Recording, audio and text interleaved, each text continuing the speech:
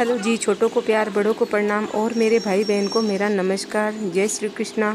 आज मैंने बनाया है कृष्ण जी के जन्मदिन पर उनके सबसे प्रिय भोजन। तो सबसे पहले यहाँ पर मैं जला दूंगी गैस और चढ़ा दूंगी कढ़ाई और इसमें एक बार थोड़ा ही घी डालेंगे, यानी कि 3 चम्मच डाल रही हूँ इसमें। और घी आप हो सके तो गौ माता का ही लीजिएगा। और घी तो जल्दी गर्म हो ही जाता है, तो घी गर्म हो चुका है। अब इसमें मैं डाल दूंगी छोटे वाले घून, इसको हम घून कहते हैं, आपके यहाँ क्या कहते हैं मुझे पता नहीं है।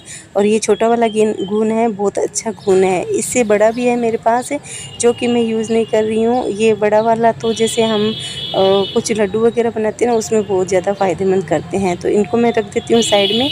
और वो छोटे वाले हैं उनको मैं घी में सेक लूँगी। अब घी की आंच थोड़ी तेज़ रखनी है, धीमे में ये कच्चे रह जाएंगे तो टाइट रहेंगे, इसलिए तेज़ आंच में अच्छे से फटाफट इनको सेकना होगा। ये 1 मिनट ही नहीं लगाते हैं सेकने में। और घून अच्छे से सीख चुका है तो मैं प्लेट में निकाल देती हूँ, यानी कि थाली में निकाल लेती हूँ। अब घून सभी मैंने निकाल लिया है। अब इसी घी में मैं 1 चम्मच और घी डालकर हम सेकेंगे सबसे पहले बादाम और काजू को। काजू और बादाम ज़्यादा नहीं सेकेंगे, बस 1 मिनट में वो भी अच्छे से सीख जाएंगे, तो हम इनको बाहर निकाल लेंगे।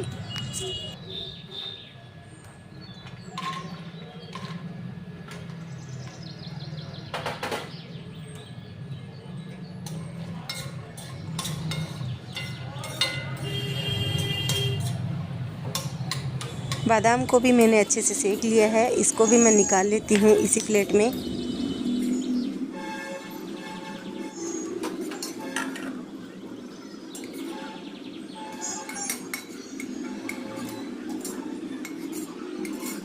अब इसी घी में मैं मखाने डाल दूंगी।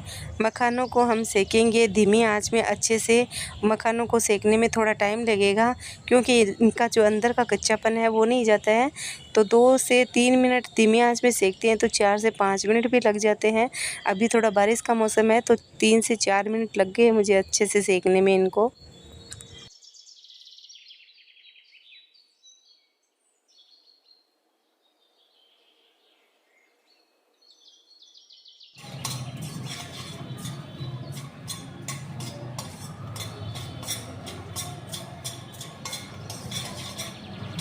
मखानों को अच्छे से सेक लिया है और ये आसानी से टूट भी रहे हैं। अगर गरम थोड़ा सा नहीं टूटे तो इसका मतलब ये नहीं है कि ये सिके नहीं है, ये सिक जाते हैं अंदर तक। थोड़ा सा बाहर निकाल के रख दोगे ना तो 2 मिनट में ये टूट जाएंगे।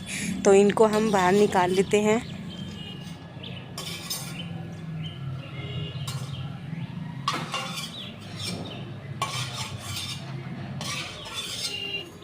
तो अभी इस कढ़ाई में घी तो बिल्कुल ही नहीं बचा है, तो 1 चम्मच घी डाल देंगे और किशमिश भी अच्छे से सेक लेंगे। अब किशमिश को हम सेकते हैं ना, तब इनको धीमी आंच में सेकेंगे और ये फूल जाएंगे। आधा 1 मिनट ही नहीं लगेगा फूलने में, और इनको सेकने के बाद में बाहर निकाल देंगे।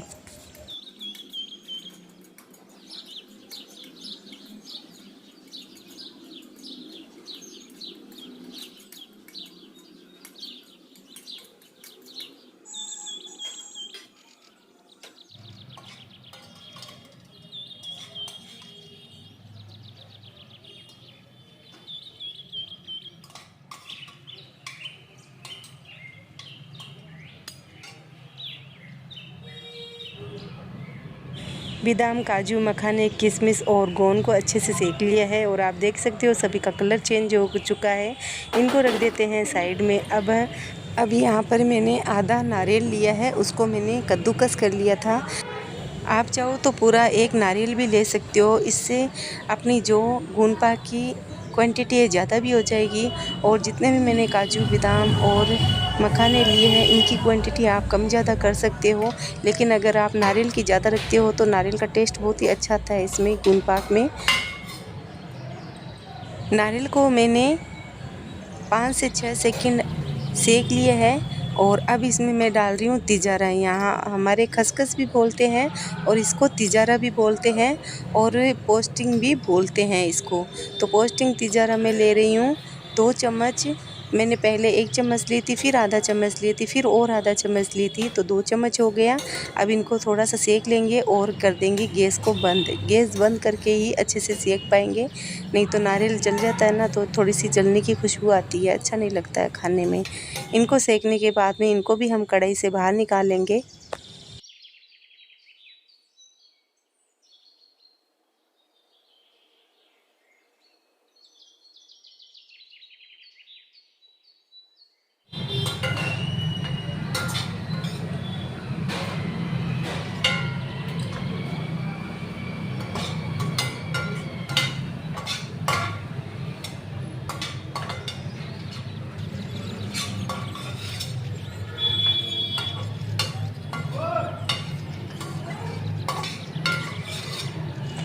तो नारियल सीख चुका है और पोस्टिंग भी इसमें अच्छे से सीख चुकी है। इनको रख देते हैं साइड में। यहाँ पर मैं मिक्सर ग्राइंडर में पीस रही हूँ, तो काजू बादाम और मखाने तीनों को मिक्सर में पीसूँगी, लेकिन इसको हम दरदरा रखेंगे। 1 मिनट इसको चलाएंगे, वापस से बंद कर देंगे, 5-6 सेकंड चलाएंगे, वापस से बंद कर देंगे। इस तरह से ये दरदरा पीस जाएगा। इसको बाहर पीसने, सिलवट्टे पे पीसने की ज़रूरत नहीं है, मिक्सर में ही अच्छे से ये दरदरा पीस जाएगा। तो यहाँ पर देखिए लीजिए आप, दरदरा पीस चुका है और इसी तरह का ही चाहिए हमें। ज़्यादा बड़ा होगा तो फिर खाने में थोड़ी सी दिक्कत आएगी। तो इसको भी अब यहाँ पे रख देते हैं। और ये जो गून है अभी गर्म है, तो जब गून गर्म होता है ना तब अच्छे से पीस जाता है। और गून थोड़ा सा ठंडा होता है ना, तो उसके बाद में वो क्रश नहीं होता है। तो हमें गर्म गून को ही क्रश कर लेना है। कटोरी, लोटा या फिर कोई गिलास, किसी चीज़ से आप कर सकते हो। तो इनको मैं क्रश कर लेती हूँ गून को।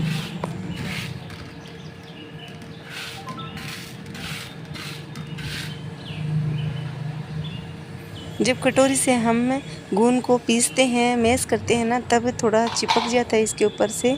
तो मैं उसको भी निकाल लिया कटोरी वाला। और अब जो मिक्सर में हमने तीनों चीज़ें पीसी थी, मखाने, काजू और बादाम, उसको भी मैंने निकाल लिया है। अब जो हमने नारियल सेका था और उसके साथ में पोस्टिंग भी सेकी थी, उसको भी इसी में मिला लेते हैं। सबको एक साथ में करके मिलाएंगे।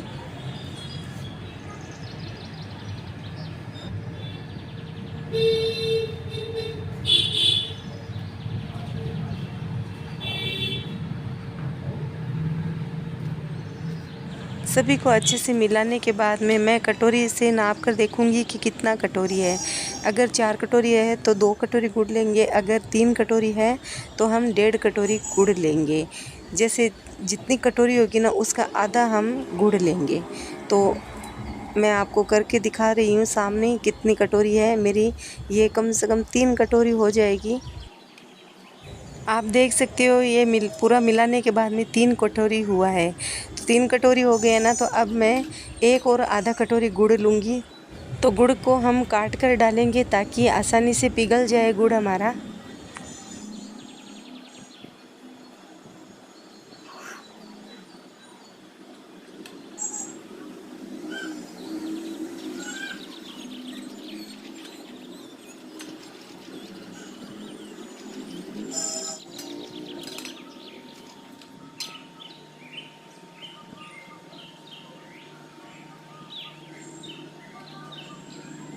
सभी चीज़ें मिक्स करने के बाद में 3 कटोरी हुई थी, तो 3 कटोरी के बाद में मैं 1 और आधा कटोरी यानी 1.5 कटोरी गुड़ लिया है।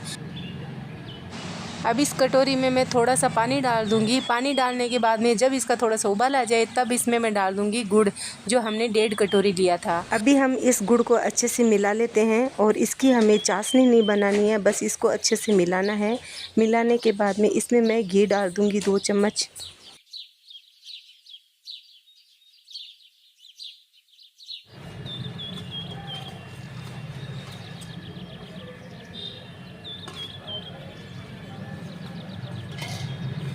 अभी इसमें पहला उबाल आ चुका है, तो अब इसमें मैं डाल दूंगी 2 चम्मच घी और मैंने गैस को कर दिया है बंद। गैस को बंद करने के बाद में इसमें मैंने घी डाला है 2 चम्मच। घी डाल देने के बाद में इसको अच्छे से मिला लेंगे और मैंने गैस को भी बंद कर दिया है।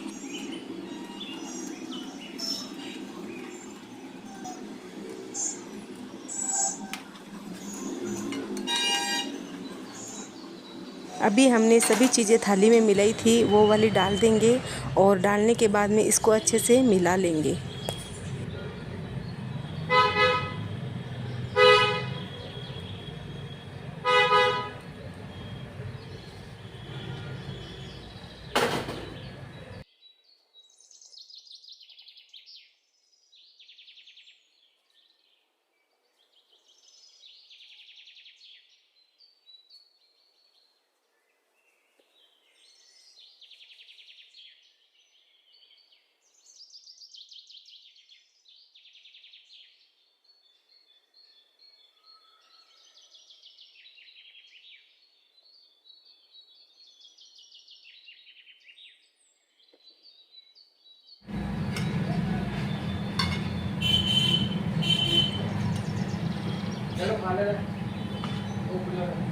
गुड़ में मिलाने के बाद में गुण पाक का कलर बहुत ही अच्छा और सुनहरा आया है। अब इसको अच्छे से पूरे में गुड़ अच्छे से मिलाना है और मिलाने के बाद में इसको हम एक थाली में निकालेंगे या एक प्लेट में। तो थाली में जब निकालो ना तो निकालते ही तुरंत इसको पूरी थाली में हमें अच्छे से फैला देना है, नहीं तो एक जगह ये जम जाएगा।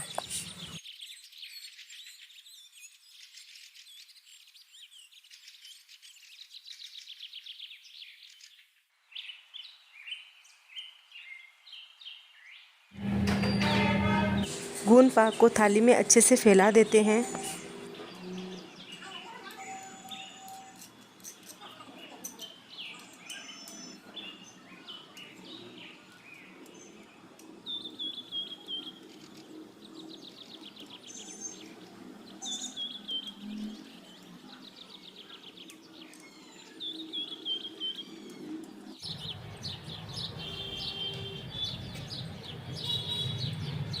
गुण पाक को अच्छे से मैंने थाली में फैला देने के बाद में इसके ऊपर पिस्ते डाल दिए हैं ताकि दिखने में अच्छा लगे। 10 से 15 मिनट के लिए हम इसको छोड़ देते हैं सेट होने के लिए।